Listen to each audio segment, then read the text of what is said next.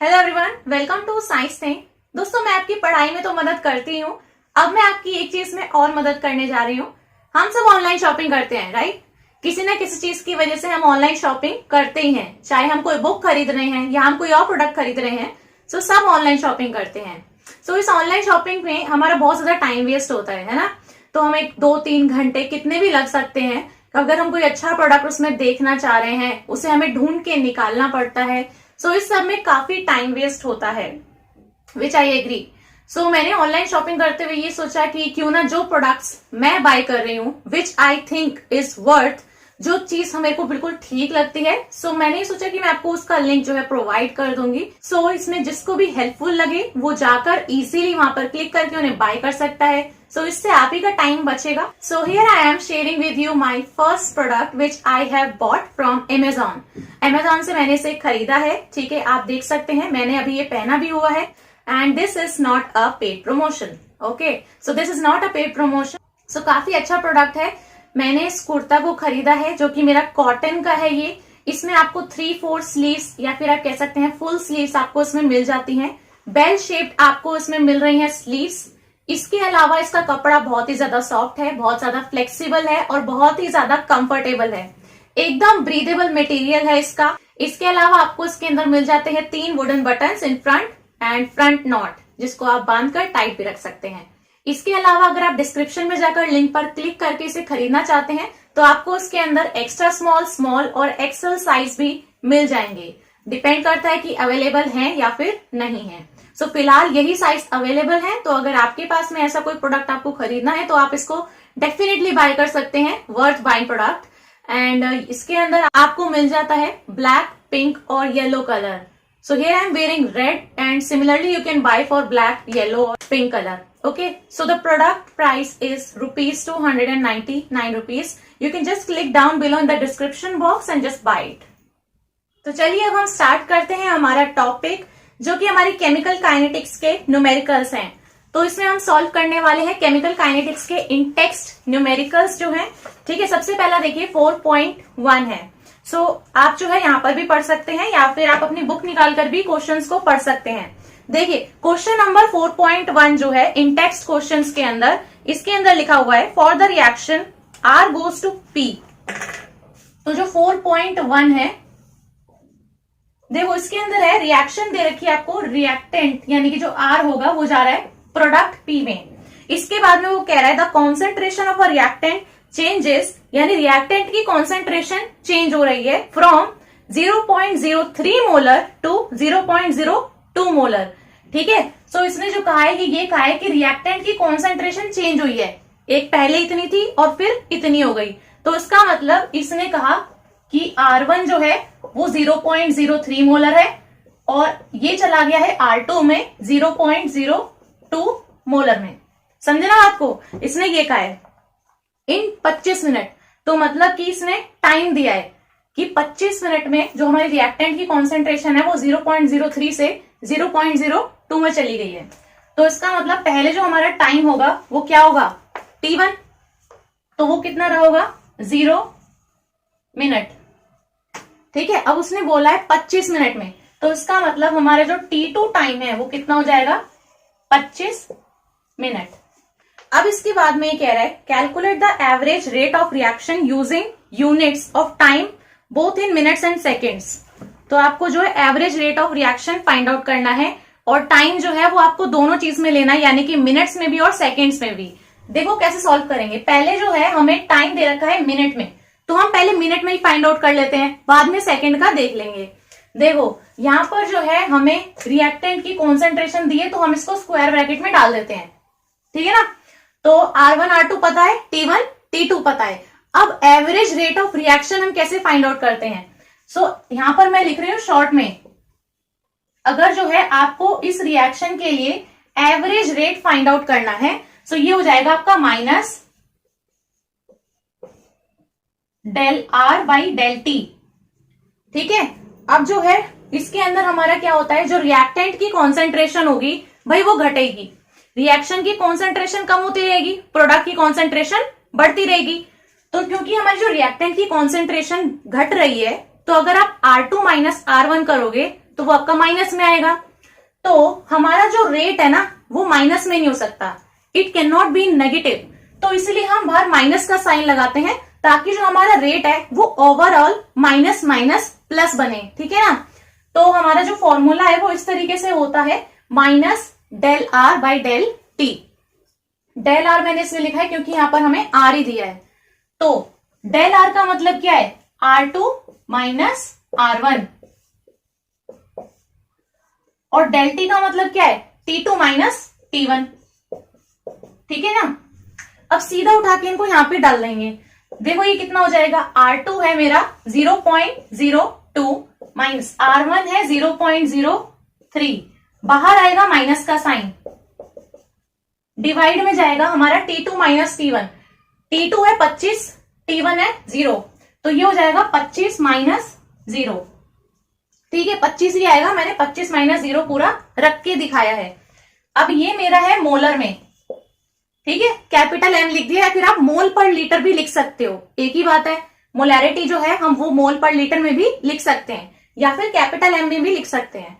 अब देखो टाइम जो है ये है मेरा मिनट में, उसने दोनों में फाइंड आउट करने के लिए लिखा है, लेकिन मैंने अभी मिनट में रखा है, ठीक है ना। तो यूनिट्स लिखनी यहाँ पे जरूरी है, तभी उसको पता चलेगा कि आप क्या कर रहे हो, ठीक है।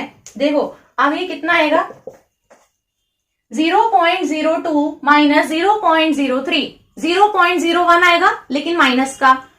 अब माइनस माइनस जो होगा वो हमारा प्लस हो जाएगा, ठीक है ना। तो कितना आएगा 0.01, ठीक। डिवाइड में जाएगा मेरा 25, सो डिवाइड में जाएगा 25। अब इसको हम डिवाइड करके सीधा दिखा सकते हैं।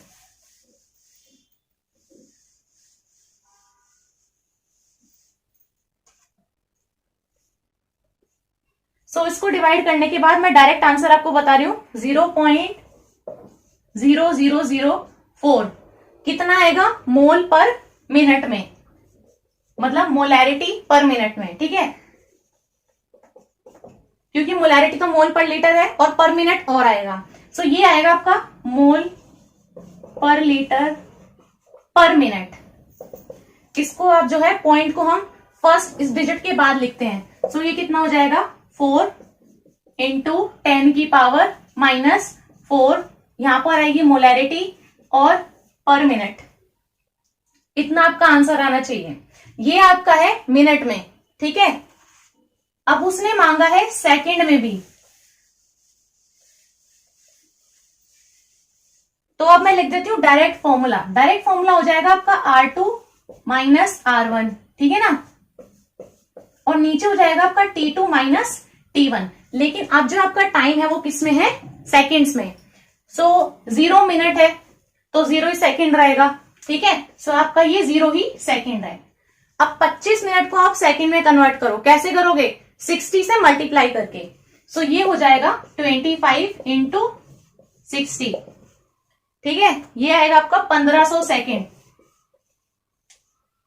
चलो फटाफट से जो है इसकी वैल्यू यहां पर रख देते हैं। अब T2 की जगह पर जहां पर हमने 25 रखा था ना, वहां पे सीधा 1500 रख देंगे, ठीक है। तो R2 जो है ये आपका दिया था 0.02, माइनस भी तो है, 0.02 माइनस 0.03, बाहर भी माइनस का है, डिवाइड बाई आपका है, डिवाइड में 1500 सेकेंड, और ऊपर तो आपका वही मोलैरिटी में है। सो आप जो है इसको माइनस करोगे तो माइनस का 0.01 आएगा, माइनस माइनस प्लस हो जाएगा। वो आपकी सिंपल कैलकुलेशन है, मैं जस्ट आपको ये बता रही हूं कि आपको ये फॉर्मूला यूज करना होता है। ये चीज आपको डेटा में दे रखी है, ठीक है, और आपको ऐसे ऐसे करके जो है ना कैलकुलेट करके दिखाना है, ठीक है। डिवाइड करना है 1500 से डिवाइड करने के बाद आपका आएगा 6.67 इंटू 10 की पावर माइनस 6 मोल पर लीटर पर सेकेंड। अब लिखेंगे सेकेंड में, ठीक है। सो आपका है मोलैरिटी और सेकेंड इनवर्स। तो आपने एक आंसर निकाला मिनट में, जब आपका टाइम जो है वो मिनट में है। अब मैंने निकाल दिया है जब आपका टाइम सेकेंड्स में है। सो आपका जो आंसर है वो आएगा 10 की पावर माइनस 6 में, ठीक है। ये चीज आप जो है खुद डिवाइड मल्टीप्लाई कर सकते हो। यहां पर जो मैंने आपको पूरा सॉल्व करके दिखा दिया है, आंसर बता दिया है क्या आएगा। ये आपका जो है 4.1 क्वेश्चन है। नेक्स्ट देखो 4.2 के अंदर है, in a reaction 2A gives product. अच्छा 4.2 के अंदर वो कह रहा है कि एक रिएक्शन है जिसमें हमारा 2A जो है ये हमें दे रहा है प्रोडक्ट। प्रोडक्ट को मैं P लिख रही हूं, ये हमारी रिएक्शन है, हमको दी हुई है। The concentration of A decreases from 0.05 to 0.5 to 0.4 in 10 minute. Calculate the rate during this interval. ठीक है, सो ये कह रहा है कि जो हमारी A की जो कॉन्सेंट्रेशन है इसको मैं बोल रही हूं A1, कॉन्सेंट्रेशन ऑफ A2। ठीक है, तो हमें कितनी दी है 0.5। ठीक है, तो 0.5 मोलर 0.4 मोलर, टाइम हमें T2 दे रखा है 10 मिनट। 10 ही मिनट है, 10 मिनट है, तो मतलब T1 क्या रहा होगा, पहले टाइम हमारा 0 रहा होगा, 0 से शुरू हो गई तो हमारी हुई रिएक्शन स्टार्ट। ठीक है, तो उसने कहा है कि ये रिएक्शन है जो हमारी ये जो रिएक्टेंट है ना, इसकी जो कॉन्सेंट्रेशन वो 0.5 मोलर, इसके बाद में ये इसमें चला गया 0.4 मोलर में, इसकी कॉन्सेंट्रेशन कमी होगी, रिएक्टेंट है, टाइम जो है वो मेरा स्टार्ट हुआ होगा 0 से, और इसको इतने से इतने रिड्यूस होने में कितना टाइम लग गया, 10 मिनट। ठीक है, अब इसने कहा है रेट ऑफ रिएक्शन फाइंड करना है ड्यूरिंग दिस इंटरवल। सो यहां से हम फाइंड आउट करेंगे। देखो रेट कैसे लिखोगे, जब आपको इस तरीके से रिएक्शन दे रखी है, सो यहां पर आपको दिख रहा है हमारे पास में अब एक कोफिशिएंट भी है। सो हम क्या करते हैं, हमारे पास में जब इस तरीके से रिएक्शन होती है तो जो स्टोइचियोमेट्रिक कोफिशिएंट होता है वो हमारा डिवाइड में जाता है। सो ये हमारा जो 2 है ये इधर आएगा -1/2 del A by del T, यही होगा ना। अब देखो जो हमारा स्टोइचियोमेट्रिक कोफिशिएंट है ना वो मेरा डिवाइड में जाता है, सो ये जाएगा 1/2 में। माइनस साइन और ये वाली चीज तो मैंने पहले ही बता दी है क्यों लिख रहे हैं। ठीक है, सो ये इक्वल हो जाएगा -1/2 A की कॉन्सेंट्रेशन जो बाद वाली है, A की कॉन्सेंट्रेशन जो इनिशियल है, डिवाइड में जाएगा T2 माइनस T1 जो दे रखा है एज इट इज उठा के उसको रख देना है। तो यहां पर कितना हो जाएगा -1/2, A2 है 0.4, A1 है 0.5, डिवाइड में जाएगा 10 मिनट माइनस 0।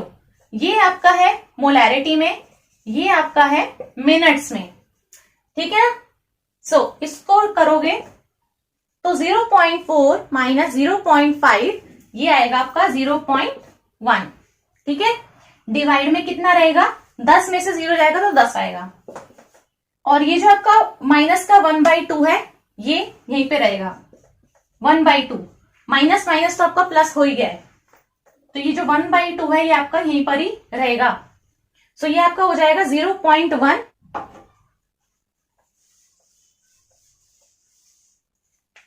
डिवाइड बाई 20, ये डायरेक्ट मल्टीप्लाई हो जाएगा ना, 2 × 10 तो 20 हो जाएगा।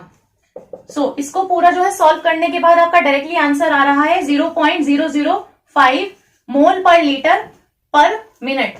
सेकंड में दे दिया, मिनट में दिया है।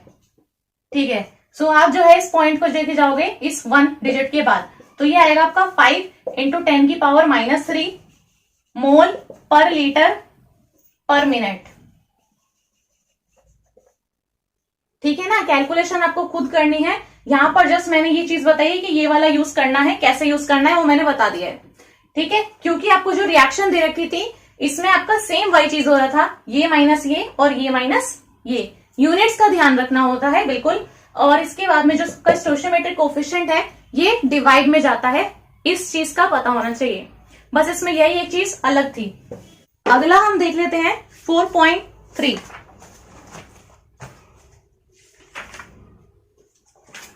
सो 4.3 के अंदर है for a reaction A + B gives product, rate law आपको दे रखा है, ऑर्डर पूछा है। ठीक है, सो 4.3 जो है इसके अंदर आपको रिएक्शन दे रखी है। सो A + B गिव्स प्रोडक्ट, ये आपकी रिएक्शन है, इसके लिए आपको रेट लॉ दिया है R = मैंने K = लिखा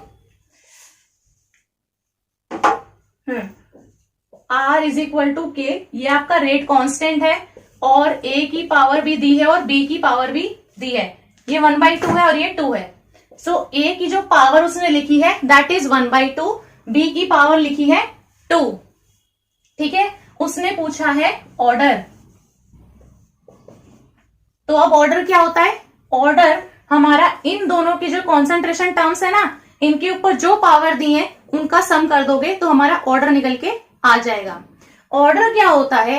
रेट लॉ एक्सप्रेशन के अंदर हमारे जो रिएक्टेंट की मोलर कॉन्सेंट्रेशन टर्म्स हैं उनकी पावर्स का सम होता है ऑर्डर।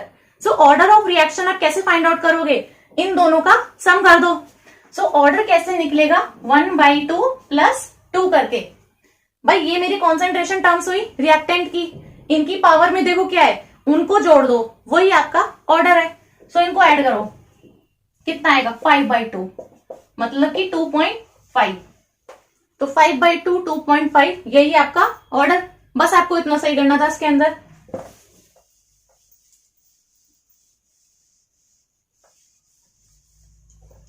नेक्स्ट है हमारे पास में 4.4 the conversion of molecules x to y follows second order kinetics. अब ये कह रहा है कि हमारा जो मॉलिक्यूल है x to y कन्वर्जन में ये फॉलो करता है सेकेंड ऑर्डर काइनेटिक्स। इसका मतलब इससे इसमें कन्वर्जन होने में इसका सेकेंड ऑर्डर काइनेटिक्स हो रहा है, मतलब कि ऑर्डर जो है रिएक्शन का दैट इज 2। सो ऑर्डर की वो बात कर रहा है,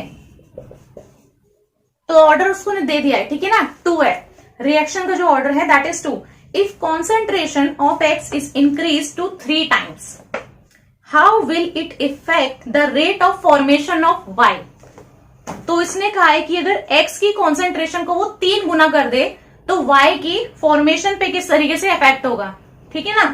तो अब उसने बोला कि ऑर्डर जो है वो 2 है। इसका मतलब क्या है? अभी जो से पिछले वाला क्वेश्चन था मैंने उसमें ऑर्डर के बारे में आपको बताया। तो ऑर्डर क्या होता है? जो हमारा रिएक्टेंट की जो मोलर कॉन्सेंट्रेशन टर्म है उसकी जो पावर होगी वो उसका ऑर्डर होता है। तो इसका मतलब ये है कि मेरे को अगर ऑर्डर दे दिया, इसका मतलब ये हुआ कि मेरे को उस रिएक्टेंट की मोलर कॉन्सेंट्रेशन की पावर पता है। सो जो भी मेरे पास में यहाँ पर रिएक्टेंट होगा उसकी पावर में 2 होगा, तभी तो वो मेरा ऑर्डर हुआ। यहाँ पर मेरा रिएक्टेंट क्या है? सिर्फ x है। तो इसका मतलब x की जो मोलर कॉन्सेंट्रेशन है उसकी पावर में 2 होगा, ठीक है ना। और यहां पर हमारा क्या आएगा? यहां पर हमारा आएगा रेट कांस्टेंट इक्वल्स टू, और यहां पर हमारा रेट ऑफ रिएक्शन। सो ये मेरी हो गई ना rate law expression, R is equal to k. ये मेरा रेट कांस्टेंट है, ये मेरी मोलर कॉन्सेंट्रेशन टर्म है रिएक्टेंट की, ये इसकी पावर है जो कि बताती है कि ये सेकेंड ऑर्डर काइनेटिक्स की रिएक्शन है, ठीक है। तो आपको इस चीज से ये चीज लिखनी थी। अब देखो उसने क्या कहा है, उसने कहा है कि आपकी जो x की कॉन्सेंट्रेशन है वो इंक्रीज कर दी उसने 3 टाइम्स, तो मतलब 3 गुना कर दिया ना। तो मैं यहीं पर ही लिख रही हूं उसको, x की जो कॉन्सेंट्रेशन है वो उसने 3 गुना कर दी। 3 गुना करने का मतलब क्या है कि 3 इंटू एक्स कर दिया है ना। So that is 3x only. So यहां पर कितना हो जाएगा? 3x। तो अगर इसने इसकी कॉन्सेंट्रेशन को 3 गुना कर दिया, सो y के फॉर्मेशन पे यानी कि इसके फॉर्मेशन पे क्या फर्क पड़ेगा, क्या इफेक्ट पड़ेगा? तो आपका इस रेट ऑफ रिएक्शन पे क्या असर पड़ेगा वो चीज पूछ रहा है। यहां पर देखो हमारा जो रेट है that is equal to k और 3x का स्क्वायर। सो 3 का स्क्वायर करोगे तो कितना आएगा? 9। So this thing will be equal to 9, है ना। सो क्योंकि जो हमारा x की जो कॉन्सेंट्रेशन है दैट इज 3 टाइम्स, ठीक है ना। सो 3 का स्क्वायर करोगे so that will be equal to 9। 3 3 9 होता है, तो इसका मतलब ये कितना हो जाएगा? बराबर हो जाएगा 9 टाइम्स के। सो इसका आंसर आपका सीधा सीधा हो जाएगा, क्योंकि हमारी इसकी पावर जो है वो 2 में जाएगी, तो आपकी जो रेट ऑफ रिएक्शन है वो 9 टाइम्स हो जाएगा। So the answer is rate of formation of y will be 9 times, मतलब 9 गुना हो जाएगा rate of formation of y। ये आपका था 4.4। नेक्स्ट है 4.5 a first order reaction has a rate constant. आपको दे रखा है कि जो रिएक्शन है वो फर्स्ट ऑर्डर रिएक्शन है। फर्स्ट ऑर्डर रिएक्शन का मतलब है कि ऑर्डर उस रिएक्शन का 1 है, ठीक है। इसके लिए आपको रेट कांस्टेंट दिया हुआ है। तो मतलब k की वैल्यू आपको प्रोवाइडेड है 1.15 इंटू 10 की पावर -3 सेकेंड इनवर्स। ठीक है, अब इसने बोला है हाउ लॉन्ग। हाउ लॉन्ग का मतलब है कि उसने टाइम पूछा है। ठीक है, तो t पूछा हुआ है। हाउ लॉन्ग का मतलब कि टाइम ही पूछा है उसने। Will 5 gram of this reactant, तो आपको दे रखा है 5 ग्राम है, तो मतलब कि जो रिएक्टेंट है that is 5 gram of this reactant take to reduce to 3 gram. तो मतलब कि आपका रेट कांस्टेंट जो है वो इतना है। टाइम कितना लगेगा अगर आपका रिएक्टेंट इस कॉन्सेंट्रेशन से रिड्यूस हो जाता है इस वाले कॉन्सेंट्रेशन में। ठीक है ना। सो ये आपको क्या दिया है R0 और ये कितना दिया है R। तो मतलब वो ये चीज पूछ रहा है कि आपको कितना टाइम लगेगा अगर आपकी इनिशियल जो उसकी कॉन्सेंट्रेशन थी वो 5 ग्राम थी और वो उससे रिड्यूस हो जाए 3 ग्राम में, तो इसमें कितना टाइम लगेगा। सो आपको टी बताना है। रिएक्शन का ऑर्डर आपको पता है कि फर्स्ट ऑर्डर रिएक्शन है।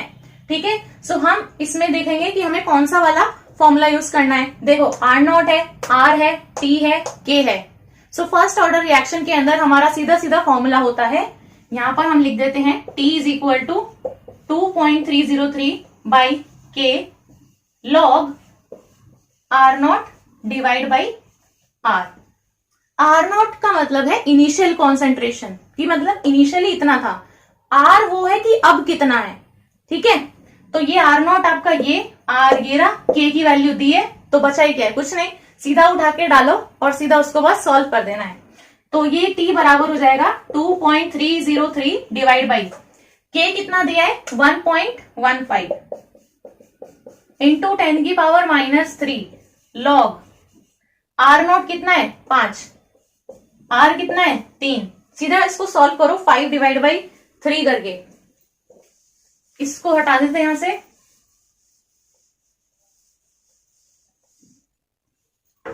देखो 5 डिवाइड में मैंने 3 करा है तो आया है 0.2218।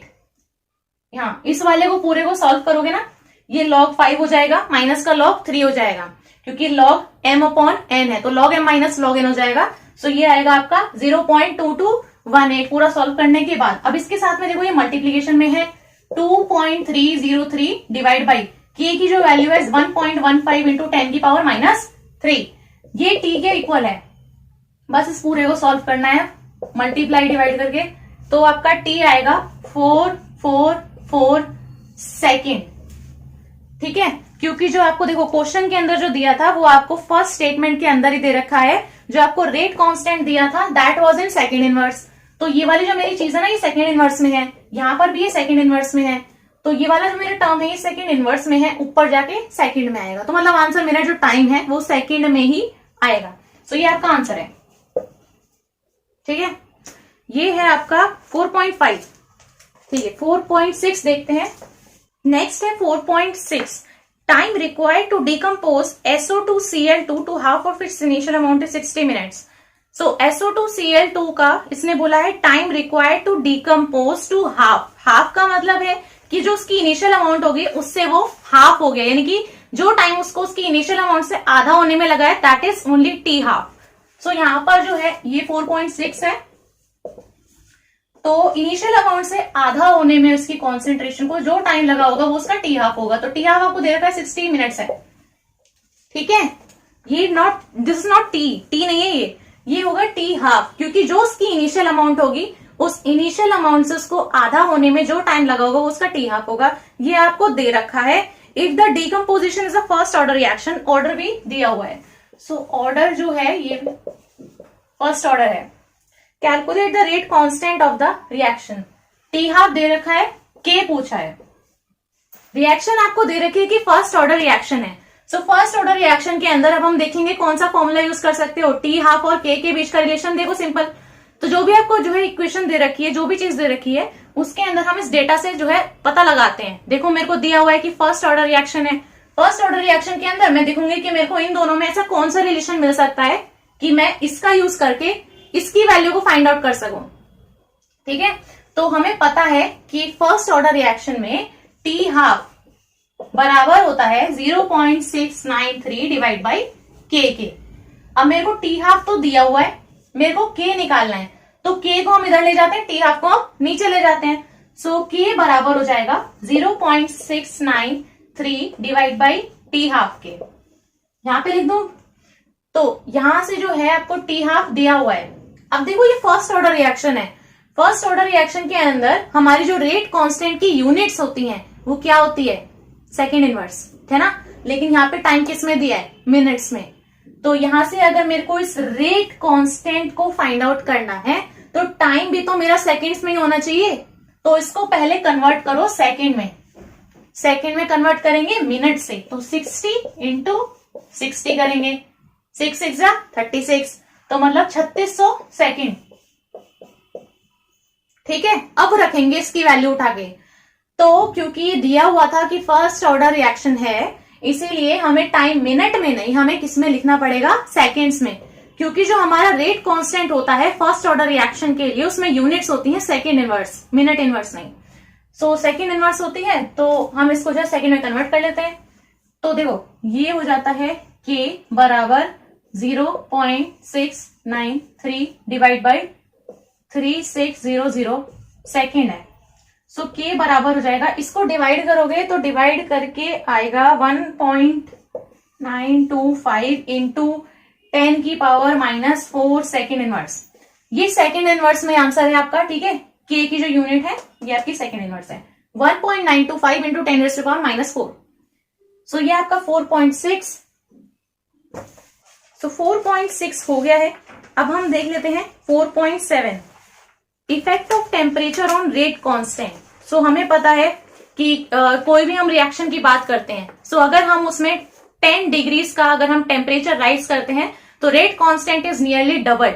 ठीक है, जो हमारी आरएनएस इक्वेशन है ये इस चीज को एक्सप्लेन करती है, जो कि हमारी होती है, जो हमारा के रेट कांस्टेंट है इज इक्वल टू ए ई की power -EA divide by RT। ये हमारा जो है आरएनएस कांस्टेंट होता है, जो कि हमारा प्री एक्सपोनेंशियल फैक्टर है। देखो ये हमारा एक्सपोनेंशियल चीज है ना, इससे पहले आ रहा है, तो that is pre exponential factor. ये हमारा रेट कांस्टेंट होता है। ये हमारी क्या है, एक्टिवेशन एनर्जी। ये हमारा रेट ये हमारा गैस कांस्टेंट है आर। ये हमारा क्या है, टेम्परेचर है।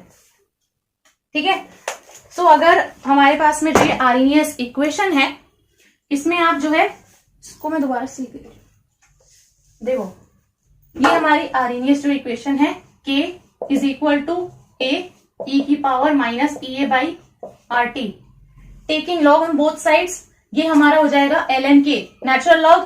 ठीक है, ln A ई की पावर -EA बाई RT। ठीक है, ये हो जाएगा m इंटू n।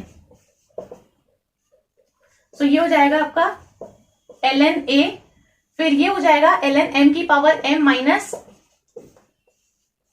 तो इसका मतलब n ln E। ठीक है ना, तो ये हमारी जो टर्म है ये नीचे आएगी। ठीक है ना, ये कितना हो जाएगा फिर ln E। अब जो हमारा ln E होता है दैट इज इक्वल टू 1। सो हमारी सिर्फ इतनी चीज बच जाएगी।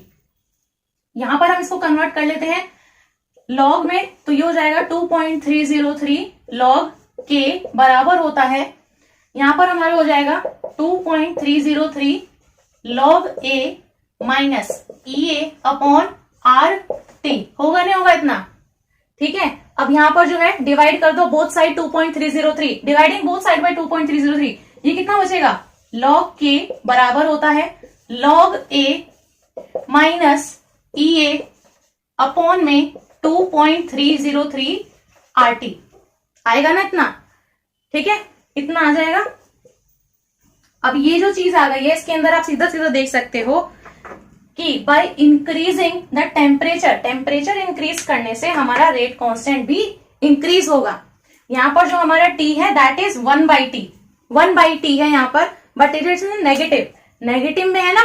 तो यहाँ पर अगर आप टेम्परेचर को राइज करोगे तो आपका ये भी इंक्रीज होगा। So rate of reaction will increase. इसका सीधा सीधा आंसर है, इसने पूछा था कि effect of temperature on rate constant. So temperature increase तो रेट कांस्टेंट भी इंक्रीज। ठीक है, अब हमारे पास में आता है 4.8, the rate of the chemical reaction doubles for an increase of 10 kelvin in absolute temperature. इसी चीज का हम यूज करने वाले हैं। अब यही वाला जो मैंने फॉर्मूला लिखा था इसके अंदर, इसने कहा है कि 10 केल्विन टेम्परेचर राइज करने पे हमारा जो रेट कांस्टेंट है दैट इज नियरली डबल्ड। सो आपको यहाँ पर जो है टेम्परेचर दिया हुआ है, टेम्परेचर जो आपको दिया हुआ है वो कहलाएगा T1, दैट इज 298 केल्विन। और ये कह रहा है कि इस टेम्परेचर में 10 केल्विन राइज करने पे, सो अगर इसमें 10 केल्विन हम राइज कर देते हैं तो वो हमारा T2 टेम्परेचर हो जाएगा, है ना। सो ये हो जाएगा 298 plus 10 which is equal to 308 kelvin. देखो T1 भी पता है, T2 भी पता है, इसने कहा है कि हमारा जो रेट कांस्टेंट है इज नियरली डबल। और कैलकुलेट EA, सो मतलब कैलकुलेट करनी है हमें एक्टिवेशन एनर्जी। एक्टिवेशन एनर्जी को कैसे लिखते हैं हम, EA। So EA is the activation energy, ठीक है ना। तो ये चीज मैंने यहां पर लिखी है। अब हम इसको जरा साइड में कर देते हैं। तो T1 है 298 केल्विन, T2 है 308 केल्विन और EA हमें निकालना है, नहीं पता कितना है। तो ये वाला जो हम फॉर्मूला यूज करेंगे भाई, एक्टिवेशन एनर्जी वाला फॉर्मूला ही लगाएंगे सीधा, ठीक है। तो यहां पर हम फॉर्मूला लगा देते हैं, log K2/K1 is equal to EA upon 2.303 R, फिर ब्रैकेट के अंदर आएगा T2 minus T1 upon T2 into T1। ये फॉर्मूला लिखा हुआ होगा, देख लेना, ठीक है। log K2 अपॉन K1 हो जाएगा EA upon 2.303 R T2 minus T1 divide में आएगा T2 इंटू T1। T2 भी पता है, T1 भी पता है, R की वैल्यू हमें पता है गैस कांस्टेंट की, और जो उसने कहा है कि rate constant is nearly double, तो इसका मतलब है कि ये वाला जो हमारा K2 अपॉन K1 है that is equal to 2। So this is now equal to 2। देखो उसने क्वेश्चन के अंदर जो है बोल रखा है the rate of chemical reaction doubles for an increase in, ठीक है ना। सो हमारा ये बन जाएगा log 2, ठीक है, इज इक्वल टू EA हमें नहीं पता, यही तो हमें निकालना है। ये हो जाएगा 2.303 मल्टीप्लाई, R की वैल्यू हम रखेंगे 8.314, ब्रैकेट्स के अंदर T2 माइनस T1 डिवाइड में जाएगा T2 इंटू T1। सो ये जाएगा 308 माइनस 298 डिवाइड बाई 308 इंटू 298, एक बार माइनस है एक बार मल्टीप्लाई है। चलो log 2 जो होता है इसकी सीधी सीधी वैल्यू हमें पता ही है 0.3010 होती है। log 2 की वैल्यू 0.3010 होती है, is equal to EA 2.303 into 8.314। अब यहां पर ये कितना है, 10 का ही गैप था, तो 308 माइनस 298 करोगे तो 10 ही आएगा, ठीक है। सो यहां पर आप लिख सकते हो डायरेक्टली 10। ये हो जाएगा 308 इंटू 298। अब और कुछ इसमें हम कर नहीं सकते हैं, यहां से हम जो है सीधी EA की वैल्यू निकाल सकते हैं। यहां से देखो मेरे को इस EA की वैल्यू को फाइंड आउट करना है, तो बाकी सबको उठा के दूसरी तरफ डाल दो। जो डिवाइड में है इधर जाके वो मल्टीप्लाई में चले जाएंगे, जो मल्टीप्लाई में है वो डिवाइड में चले जाएंगे। तो देखो यहां से जो है हम लिख देते हैं EA मैंने इस साइड लिख दिया, बाकी सबको मैं उस साइड डाल रही हूं।